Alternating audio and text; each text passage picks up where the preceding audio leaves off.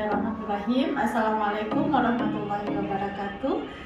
Baik Bapak Ibu, Ananda semua, pada kesempatan kali ini izinkan kami dari tim etik untuk melakukan beberapa sosialisasi yang perlu nanti Bapak Ibu dan Ananda siapkan sebelum kita masuk untuk pengajuan surat etik. Jadi ada beberapa hal dalam pengajuan etik keperawatan Universitas Merdeka yang harus Bapak Ibu dan Ananda ketahui. Nah, sebelumnya kita sama-sama satukan persepsi untuk apa sebenarnya etik itu dilakukan sebelum kita melakukan penelitian. Jadi nanti setelah Ananda dan Bapak Ibu melakukan ujian dan sudah ada persetujuan dari kedua pembimbing maupun tim uji, nanti Ananda mengajukan protokol surat etik sebelum Ananda mulai melakukan sebuah penelitian. Nah, di sini nanti akan dipaparkan apa-apa saja yang perlu Ananda siapkan dan bagaimana prosedur. Kami di tim etik nanti akan ada beberapa review terkait dengan proposal Ananda. Bukan berarti sudah penelitian, saya sudah ujian Bu, gitu ya. Tapi kenapa perlu adanya etik? Tapi di sini tim etik tidak memeriksa proposal Ananda, tapi hanya melihat apakah poin-poin yang nanti akan Ananda lakukan penelitian itu sesuai prosedurnya gitu. Nah, apakah ini melanggar etik atau sudah sesuai dengan etik yang sudah ada di KMPK Universitas Merdeka. Nah, bukan berarti nanti Bapak Ibu atau Ananda semua memasukkan protokol dan langsung saja keluar suratnya. Ya, jadi ada beberapa hal dari tim etik akan mereview apakah antara proposal, informan consent itu ada kesesuaian atau melanggar etik. Jadi yang kami periksa di sini bukan proposal Ananda, tapi apakah proposal yang Ananda ajukan itu sudah sesuai atau belum dengan aturan etik seperti itu. Nah, sebelumnya kita harus mengetahui terlebih dahulu apa saja etika yang nanti akan Ananda temui. Di sini kita mengetahui ya, dalam suatu penelitian itu akan menemukan beberapa hal yang sesuai atau tidak sesuai. Jadi di sini menjadi suatu tanggung jawab orang, baik itu penelitiannya dengan desain kuantitatif, penelitian dengan desain kualitatif, ya maupun dengan metode Nis method. Melakukan penelitian itu tidak merugikan si responden itu sendiri gitu. Jadi kita harus memperhatikan dalam artian proposal Ananda itu sudah disetujui oleh tim etik, berarti secara hukum legalnya Ananda itu sudah dilindungi oleh hukum, dan juga responden yang Ananda lakukan penelitian itu sudah terlindungi secara hukum. Nah, itu yang perlu kita perhatikan dalam prosedur pengajuan etik UMDK. Nah, di sini kami ada beberapa tim ya, jadi nanti ketika Bapak Ibu masuk ke etik keperawatan itu terdapat ada 3 sekretaris yang akan membagi siapa saja yang akan melakukan penelaah terkait dengan protokol etik yang Anda ajukan tersebut.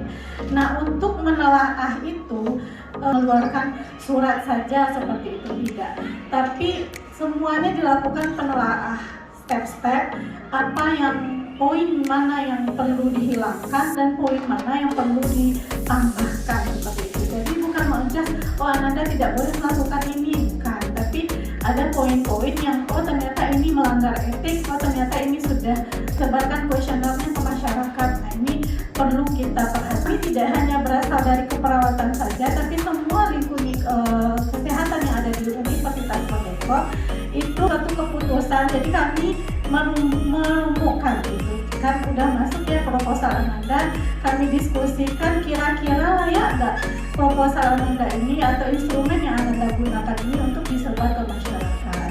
Nah, di sini tujuannya karena apa? ketika instrumen itu sudah dibagikan ke responden, berarti instrumen yang Ananda ciptakan itu akan mempengaruhi orang lain. Secara otomatis hal-hal yang dijelaskan di dalam instrumen itu harus tidak melanggar etik. Pelayanannya berstandar hukum dan merupakan suatu komponen yang sudah profesional dan kompeten, dan kami juga sudah verifikasi dan sudah memiliki sertifikat untuk meninjau dan menelaah protokol yang Anda ajukan. Secara sistematis ini sudah memberikan pencerahan atau keputusan yang dilakukan, di mana nanti instrumen yang, apalagi kalau penelitiannya itu seperti di kimia ya, farmasi, itu harus ada uji ya, misalnya mau melakukan kepada manusia, apakah nanti ada efek samping yang akan ditimbulkan dari zat yang Anda nanti masukkan atau gimana, itu harus dipertimbangkan. Nah, selanjutnya nanti kami menekankan manfaat, di mana di sini akan menjadi perlindungan hukum. Jadi keputusan yang kami ambil nantinya, layak atau tidaknya proposal Ananda untuk dilakukan uji, itu nanti efek samping yang terjadi di lapangan itu harus Ananda jelaskan kepada responden, dan ada solusi yang Ananda munculkan. Misal, ketika seseorang meminum tadi obat atau zat sesuatu, ternyata dia hal yang membuat zat-zat itu mengganggu, nah itu bisa kita lakukan beberapa hal step-stepnya. Jadi penelitian Anda kan melibatkan manusia, jadi kita harus mendaftarkan proposal protokol etik itu di bagian etik, karena kita berhubungan dengan manusia. Penelitian itu membuat keputusan ya, ada hubungan, komitmen, dan juga nanti ada beberapa teknologi yang akan kita manfaatkan seperti itu. Ya, jadi kenapa itu penting gitu? Kita melindungi manusia, kita melindungi klien terhadap pelayanan dan keselamatan kesehatan. Di penelitian kita itu tidak melanggar gitu. Kalau misalnya individu itu tidak mau disebar informasinya dan di pertengahan jalan dia membatalkan untuk tidak mau melakukan penelitian, itu wajar-wajar saja gitu. Dalam etik itu boleh seseorang itu berhenti dalam penelitian ketika penelitian itu sudah melanggar atau tidak sesuai dengan apa yang sudah ditentukan di awal. Itu akuntabilitas, jadi bertanggung jawab, dan kita menerima konsekuensi dari apapun yang terjadi selama Ananda atau Bapak Ibu melakukan penelitian, apapun konsekuensi yang nantinya dimunculkan setelah kita meneliti, terus ada dampaknya atau beresiko bahkan mengalami kerugian bagi responden, kita harus menanggung resiko tersebut. Nah, selanjutnya harus ada simpati, peduli, dan adanya hubungan timbal balik. Jadi kita saat melakukan penelitian tidak hanya saya mau memperoleh data udah itu aja gitu, tapi kita harus berempati terhadap apa yang terjadi di lapangan. Kita harus peduli. Jadi di sini kita harus adil. Nah, boleh kita ada bagian-bagian tersendiri. Di sini responden juga bebas menentukan ya apakah ia akan berpartisipasi atau tidak dalam penelitian. Pastinya benar, kita harus jaga bagaimana privasi klien. Jadi tadi kalau kita berhadapan dengan pasien HIV, ya kita harus benar-benar jaga tidak akan melakukan atau menyebarkan apa-apa yang akan berdampak atau akan memunculkan aib baru gitu. Kita harus menjaga privasi, melindungi informasi, dan memperoleh tindakan-tindakan apa yang dilakukan oleh pasien. Resiko tadi kecelakaan kerja, misalnya menimbulkan luka, ya atau tadi dia pusing sampai pingsan, nah itu kita harus ada beberapa step-step yang akan kita lakukan. Jadi kita harus ada persiapan plan A, plan B, plan C ketika itu terjadi gitu. Kita harus memberikan solusi bagaimana hal itu minim. Misalnya kalau kita jelaskan nih obat Bu akan mengakibatkan ngantuk gitu, itu kita jelaskan semua prosedurnya supaya responden tidak kaget ketika kita berikan obat dan dia nanti takutnya nggak mau lagi kita lakukan penelitian. Pun yang kita teliti itu haruslah bermanfaat. Ya, ini sangat penting sekali dalam penelitian. Karena apa? Ketika kita melakukan penelitian, berarti kan ada fenomena yang akan muncul, masalah yang akan muncul. Nah, masalah itu akan kita atasi, akan kita lindungi tadi semuanya, dan sehingga apa yang kita lakukan itu mempunyai manfaat tentunya. Jadi apa yang kita hasilkan dari sebuah sebuah penelitian itu akan muncul suatu kebaikan di dalamnya. Itu juga akan diperhatikan oleh tim etik. Ya, kewajiban moral dalam mencegah tadi terjadinya supaya tidak ada injuri, bertindak untuk meningkatkan kesejahteraan yang tadinya misalnya ada masalah yang meminimalkan kesejahteraan dalam suatu masyarakat. Nah, ketika kita melakukan penelitian, nah hasilnya akan menimbulkan kesejahteraan. Nah, itu sangat luar biasa sekali penelitiannya. Ya, termasuk itu tidak akan sama di antara suatu penelitian A dengan penelitian B, karena masing-masing poin dari penelitian kita itu berbeda gitu. Nah, itu harus dijelaskan di informed consent seperti itu ya. Anda melakukan sebuah penelitian akan melakukan intervensi. Nah, untuk layanan intervensi A dan ada kelompok kontrol. Kelompok kontrol itu tidak boleh diabaikan begitu saja gitu ya. Jadi kita harus ada win-win solution. Nah, apa yang akan kita lakukan ketika misalnya nanti penelitian itu berlanjut dan ada intervensi juga yang kita berikan kepada kelompok kontrol. Ya, walaupun tidak sesuai dengan penelitian, intervensinya tidak sama dengan penelitian yang akan kita lakukan. Nah, hak untuk mendapatkan informasi ini sangat tentu. Jadi sebelum kita memulai penelitian, kita jelaskan dulu SOP-nya, ya apa yang akan kita lakukan, apa tujuan kita di sana, apa manfaat yang akan dirasakan oleh pasien, dan semuanya mempunyai partisipasi. Ya, dalam mengambil keputusan peneliti mempunyai partisipasi, tadi responden punya partisipasi, mau berhenti dalam penelitian atau lanjut dalam penelitian itu diperhitungkan dalam etik. Mendapatkan informed consent itu berhak. Jadi informed consent wajib ada di setiap penelitian. Nanti itu akan diperhatikan oleh etik, sudah ada informed consent belum. Jadi beberapa nanti kenapa ditolak ya, itu terkadang informed consentnya tidak ada gitu, atau informed consent yang Anda ajukan itu tidak sesuai dengan penelitian yang akan Anda lakukan.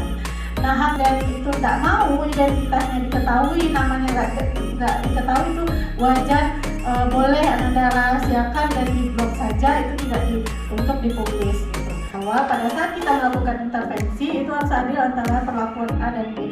Semua intervensi yang kita lakukan itu harus sama. Ya, tidak ada bedanya tanggal berapa, jam berapa, misalnya apakah sebelum tidur atau setelah tidur, itu tidak ada bedanya. Itu harus ada di prinsip keadilan.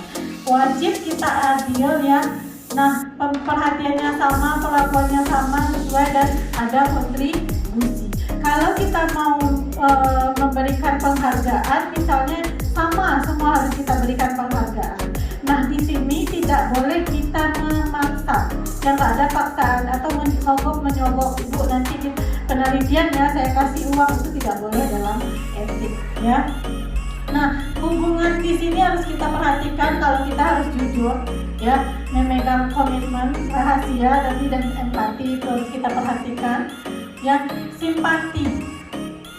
Ketika individu atau seseorang sedih dalam menceritakan tadi penyakitnya, kita harus ada simpati atau empati gitu, peduli dengan responden kita gitu ya. Tentunya dalam penelitian Anda itu tadi ada informed consent-nya ya. Nah, inilah dia informed consent yang harus Anda munculkan, di mana di sini ada semua informasi yang Anda Bapak Ibu munculkan di dalam step-step penelitian semua. Ya, semua informasi yang ada itu Anda tuangkan di informed consent dan semua persetujuan. Nah, di sini bersikap sukarela ya, dan di dalam penelitian itu dilakukan tidak tertutup kemungkinan ada isu-isu baru.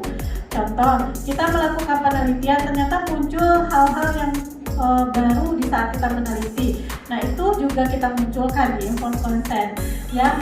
Harus sesuai dan ditemukan hal-hal yang berbeda, itu harus kita konfirmasi kembali kepada responden apakah isu itu bisa dimunculkan atau tidak di dalam penelitian kita. Akan Anda temukan atau Bapak Ibu temukan di saat di lapangan, karena kita berhadapan tidak hanya pada dewasa saja, tapi ada nanti pada anak-anak, itu tetap ada informed consent-nya tapi sama orang tua atau anak yang mengalami kebutuhan khusus ya, dan juga beberapa seperti pasien koma atau wanita yang memiliki resiko tinggi, itu tetap Anda perhatikan. Tapi kita harus sesuaikan informed consent sesuai. Misalnya pada anak tadi kita mau kepada orang tuanya ya, tapi kita melalui orang tua kita akan melakukan penelitian dengan persetujuan orang tua, walaupun kita melakukan penelitian kepada anak seperti itu. Nah, pedoman dalam etik itu sendiri, apakah responden penelitian itu berisiko atau merancang etik. Jadi dalam penilaian atau penelaah tadi protokol etik yang masuk, si tim etik akan melihat apakah penelitian yang Anda lakukan itu mengancam nyawa, ya, ada ancaman secara fisik, psikologis maupun tidak nyaman ya responden. Nah, penelitian itu ada langkah-langkahnya atau ada ancaman, apakah ada manfaatnya, apa sih yang perlu kita siapkan di sini. Nanti akan satu namanya protokol yang selain tadi Anda memasukkan beberapa hal terkait dengan proposal, halaman pengesahan, tanda tangan tim penguji, ya, ataupun pembimbing, dan juga CV dan biodata nanti yang akan Anda lampirkan. Tentu Anda dan Bapak Ibu akan menyiapkan berkas ya penelitian. Di sini akan berisi semua poin-poin yang diharapkan dan yang diminta oleh etik. Seperti itu. Nah, peneliti utama juga bertanggung jawab. Jadi ketika kita melakukan, jadi tim etik Fortekum tidak hanya melayani etik di mahasiswa universitas, tapi juga ada beberapa bisa untuk dosen atau masyarakat yang membutuhkan etik itu bisa mengajukan ke kami. Ya, jadi di sini ada peneliti utama dan juga misalnya ada peneliti kedua, tapi peneliti utama bertanggung jawab dalam semua kegiatan yang dilakukan selama penelitian. Nah, ini referensinya yang kami dapatkan ya. Sekian dari kami, terima kasih perhatiannya dan sampai jumpa di video berikutnya. Assalamualaikum warahmatullahi wabarakatuh.